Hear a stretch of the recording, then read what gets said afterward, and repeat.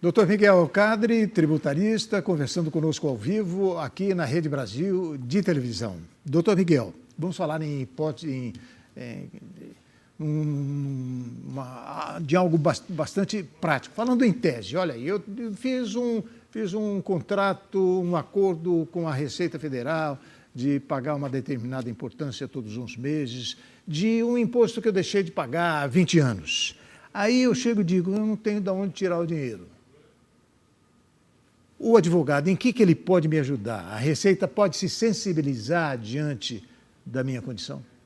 Olha, neste assunto, existe uma situação dentro da própria Receita Federal que se chama transação tributária. O que é a transação tributária? Dentro da transação tributária, ela se divide normalmente em 3. Tá? Primeiro ponto, a transação tradicional, aquela que todos nós temos acesso dentro do portal da Receita, que a gente chama de transação por adesão. Dentro dessa transação por adesão, você simplesmente, a Receita vai lançar uma lei, uma portaria regulamentando posteriormente, e você acessa o portal, você, o seu contador, e você adere. Tudo via internet? Tudo via internet, ali mais simplificado, e você paga um determinado número de parcelas, estando de acordo com aquilo que a Receita prevê. Inclusive, e aquilo que você assinou no acordo e tal. Após isso, existe um segundo nível, que seria a transação individual.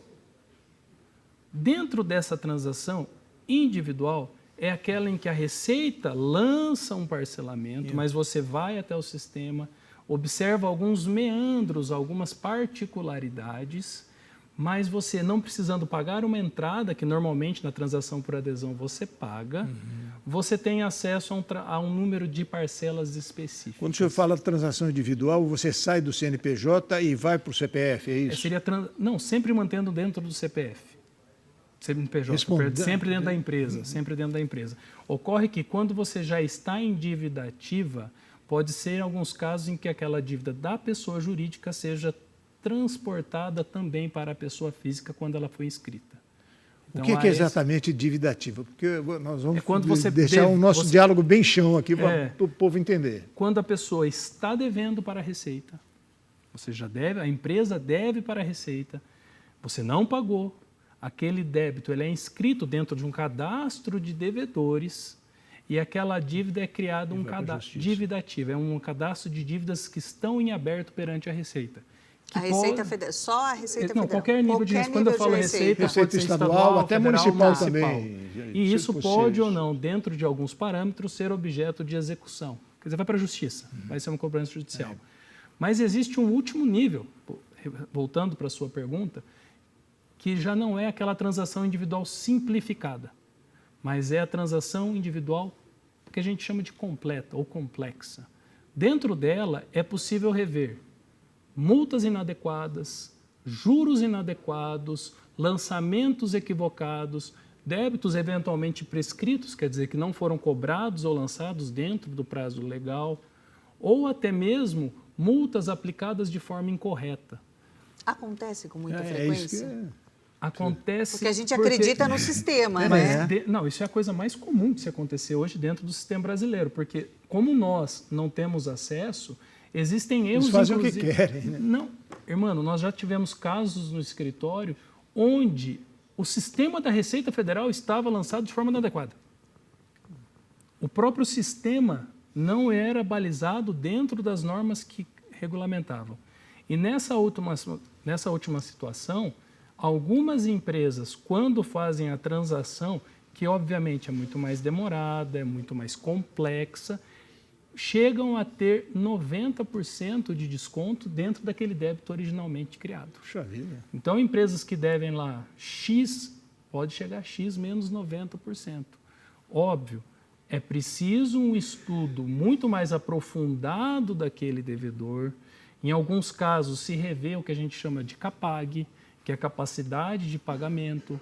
Essa CAPAG ela influencia dentro de certos atributos, certos benefícios que a Receita Federal concede para um devedor.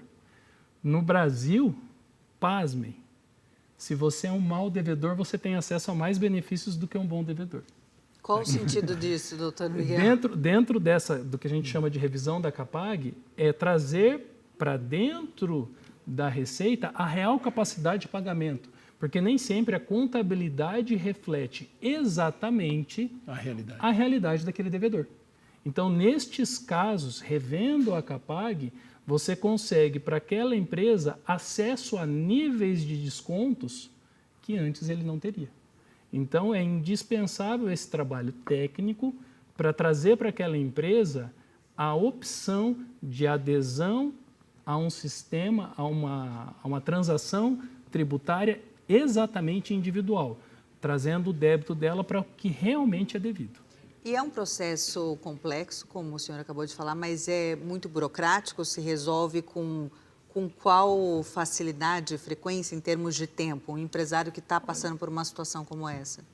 É complexo. Tempo com a Receita Federal é complicado. Justiça, Receita é complexo. Qual é esse tempo? Nós temos situações em São Paulo que isso leva 3, 4 meses. Tá. Mas nós temos outros estados que leva 2, 3 anos. Depende do estado. Depende muito do estado, do agente da Receita, do fiscal da Receita que vai te atender. Nós temos que trabalhar dentro da Procuradoria-Geral da Fazenda Nacional, da PGFN, porque há débitos que estão sob a tutela deles. Então, toda essa análise criteriosa, mas via de regra, quando ou o cliente chega até nós, ou escritórios parceiros trazem isso até nós verificamos que a possibilidade de acesso a benefícios tributários muito maiores do que aquela pessoa imaginava é alcançável por meio de uma revisão mais aprofundada. Doutor Elcadre, qual o conselho que o senhor daria a um empresário nessas condições aí, com a corda no pescoço? Primeiro, esse empresário ele precisa entender que para pagar a receita, nem sempre é necessário dinheiro.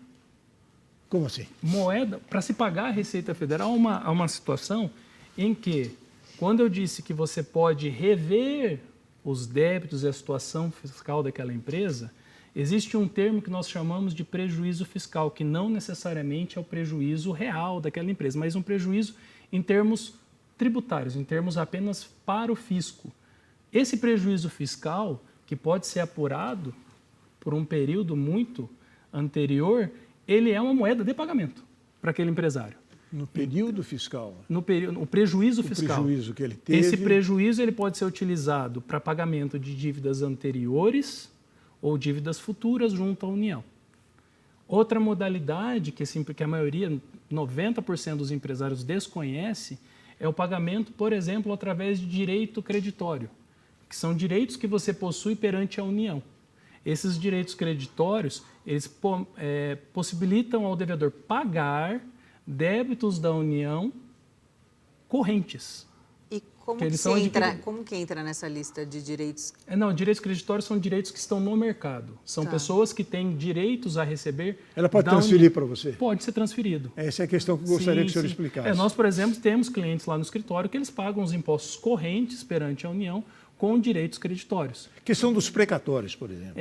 Existe uma diferença entre precatório e creditório. Precatório é aquele débito que a União já está inscrito e já foi emitido um título. A Justiça já lhe deu o direito de receber. O direito creditório. Só que você não recebe, né? Você já ganhou, mas ainda foi inscrito em precatório. Ele precede o precatório. Ele é anterior. E uma última opção, por exemplo, é o pagamento através de adjudicação de imóveis que são de interesse da União.